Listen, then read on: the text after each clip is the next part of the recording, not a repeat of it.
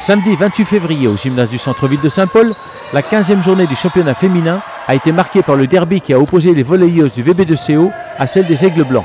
Une rencontre dont chacune espérait sortir vainqueur, les premières pour effacer des contre-performances à répétition et les secondes pour se rapprocher d'une qualification pour les playoffs. Dès le premier set, le choc a bien eu lieu, mais ce sont les Aiglons qui virent en tête sur le score fleuve de 27 à 25. Boostés par ce premier set remporté, les protégés de Didier Tabert restent concentrés, placent de bonnes attaques et servent bien.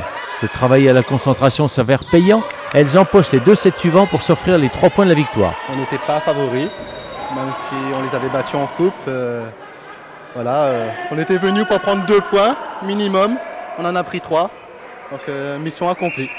C'était l'objectif, c'était de s'arracher sur toutes les balles, de jouer à fond pour ne pas avoir de regrets à la fin. Voilà l'objectif. On a réussi à le faire, donc bravo aux filles.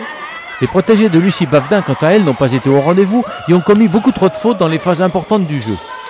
En effet, depuis plusieurs rencontres, le VB2CO peine à trouver une cohésion, accumule les contre-performances, ce qui n'est pas du goût de la tacticienne saint-pauloise qui analyse la situation sans concession. C'est un problème de cohésion d'équipe. Il y a des moments sur des ballons évidents, faciles, il y a un conflit et on perd la balle. On fait beaucoup trop de fautes. Il y a des filles qu'on a intégrées qui ne savent pas l'opposition, qui gênent la passeuse, etc. Donc il y a tout un travail de cohésion à travailler. Après, elles ont gagné, tant mieux. Moi, je veux dire, je ne reviens pas dessus. Elles gagnent 3-0, c'est pas grave. Pour nous, c'est pas grave. C'est nous, on doit travailler sur notre équipe. Mission accomplie donc pour les Aigles Blancs. Un réel espoir pour la suite et une réussite méritée qui devrait les amener, sauf accident, dans le quart et finale des playoffs. On est 4e, les 2 équipes qui nous suivent, ils ont un match en retard malheureusement.